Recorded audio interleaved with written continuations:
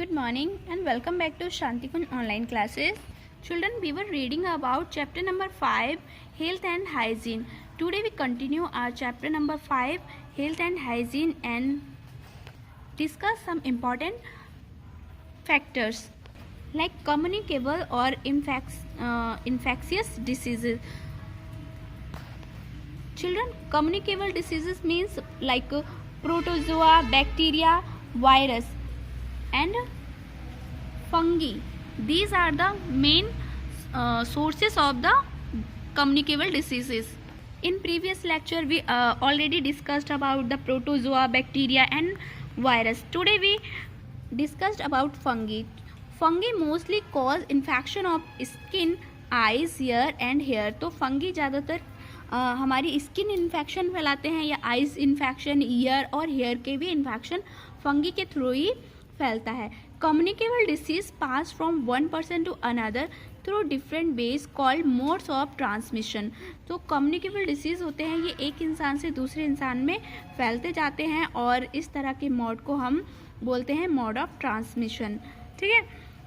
These are as follow like air. तो ये किससे फैलते हैं?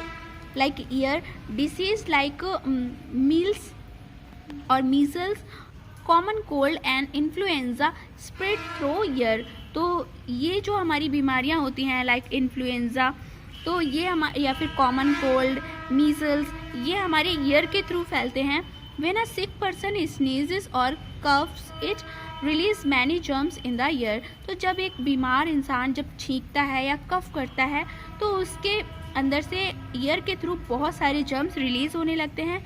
When this infected air is breathed in by a healthy person he can also catch the infection. तो जब उसी ईयर में कोई हेल्दी पर्सन अगर ब्रीथ करता है तो उसके अंदर भी ये सारे इन्फेक्शन वो कैच कर लेगा और उसके अंदर भी ये सारे इन्फेक्शन हो जाएंगे. Infected food and water. House fly over dirt and carry many germs. तो जो हाउस फ्लाई होती है यानी घर वाली मक्खियाँ, तो जब वो बहुत सारी डर्ट और बहुत सारे जर्म्स लेकर उड़ती हैं, when these fly sit on open food they contaminate food through which germs easily enter into the body.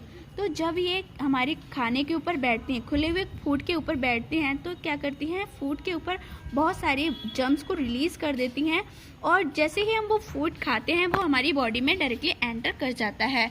अनकंज्यूमिंग contaminate food and water a healthy person can get infected. So जैसे ही हम वो इफेक्टेड फूड खाते हैं या फिर water पीते हैं तो हेल्दी पर्सन भी क्या हो जाता है, इन्फेक्टेड हो जाता है. Like cholera, jaundice, polio, typhoid and diarrhoea spread through infected food और वाटर. तो इस टाइप की ये सारी बीमारियां ज़्यादातर इन्फेक्टेड फूड की वजह से ही फैलती हैं. Next, direct contact. Direct contact से भी कम्युनिकेबल डिसीज फैलती हैं. Disease such as chicken pox, measles and ringworm spread by touching a sick person or by using their belongings such as handkerchiefs or towels. तो जैसे ही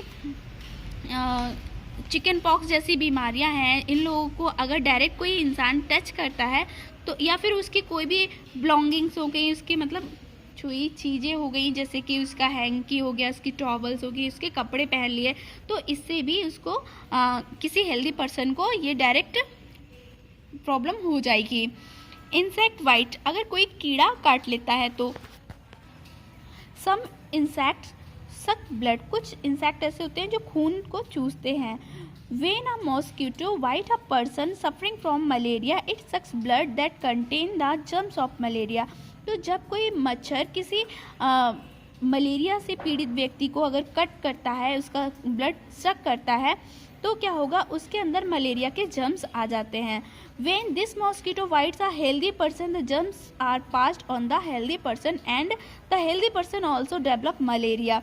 तो फिर अब क्या होगा कि जो वही मच्छर, वही मॉस्किटो अगर जाके किसी हेल्दी पर्सन को कट करता है, उसका ब्लड सक करता है, तो क्या होगा कि उसके अंदर भी वो जर्म्स पास हो जाएंगे और इस तरह से उस हेल्दी पर्सन के अंदर भी मलेरिया डेवलप हो जाएगा।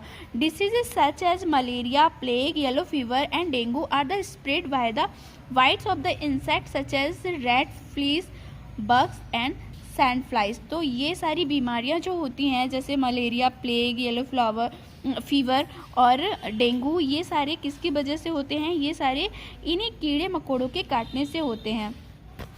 Next, bounds and cuts.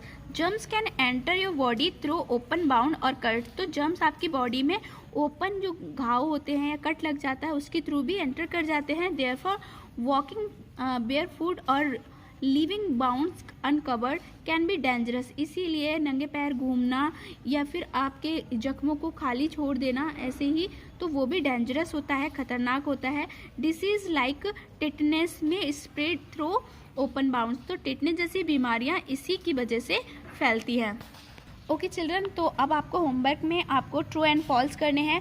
First देखो, health is a real wealth. True, we should sleep for about 12 hours a day. False, disease like cholera, jaundice are spread by touching a sick person. False, it is by contaminated food. Goiter is caused due to the deficiency of iodine. It's true. Night blindness make the person unable to see in the dim light. It's true. Okay children, so इतना work आपको अपनी copy में करना है। Next class में हम आगे की स्टडी करेंगे। सो मिलते हैं नेक्स्ट वीडियो में। Till then bye bye, take care, have a good day.